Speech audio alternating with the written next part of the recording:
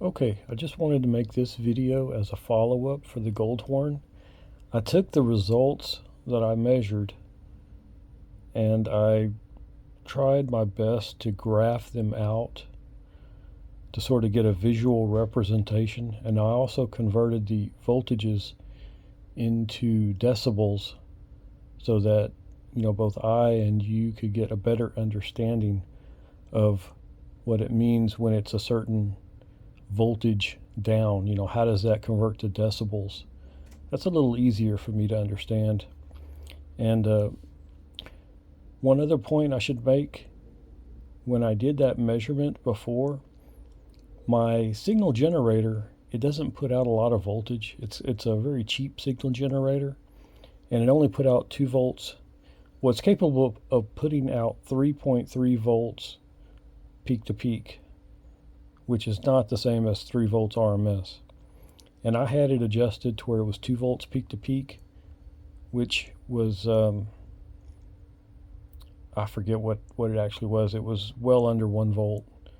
So that's why our RCA outputs were only, I had set it up to where it's 1.2 volts, because that was a nice round number I was able to get. And I also verified the output of the tone generator by wiring it directly to a digital multimeter, and went through the whole range of frequencies to make sure that the voltage was stable. And it is pretty much stable on all these lower frequencies, but above 3000 hertz, that tone generator voltage goes down, down, down. So when you're doing these types of frequency response tests, you want to make sure you test this beforehand. And we're just focusing on the low frequency range. So, this is going to be accurate. The output from that tone generator at low frequencies was very consistent. So, to explain what's happened here, as the frequencies, I don't know if I can use this here. There, if you remember, there was a slight reduction around 50 or 60. It goes down a little bit. And at 40 hertz is where it starts to go down just a little bit. I think it's from 1.2 to maybe 1.17. So a tiny bit. And then as it goes from 40 hertz down to 20, which is, what it's rated for, is what Goldhorn rates it for, we saw a reduction in voltage of 0.3 volts. And that's what it's represented here. And what we're seeing is a negative 2 dB drop. So the frequency response goes down by 2 dB at 20 hertz. And then if we go down further below 20 hertz, we can see the output drops an additional, I forget what it is. It basically gets cut in half from where it was at 40 hertz. So this is a 6 dB drop, and 6 dB equates to, well, half the voltage. I don't know, maybe I'm getting my words mixed up, but the voltage dropped by half, from 1.2 volts down to 0.6 volts.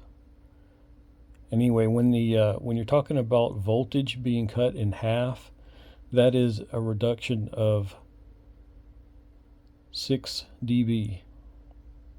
Now, if you're talking about wattage, when wattage gets cut in half, that's a reduction of 3 dB.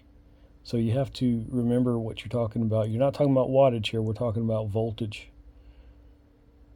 And I also made a note. This was a graph an image I was able to pull up and sort of overlay this on top of. It doesn't go down to 5 hertz or 6 hertz, but if you follow the data, the voltage drops a lot further.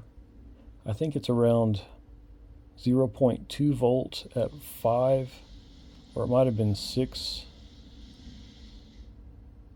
hertz. I can't remember, but anyway, the math comes out to it being 12 dB down at 6 hertz. So that's not very usable.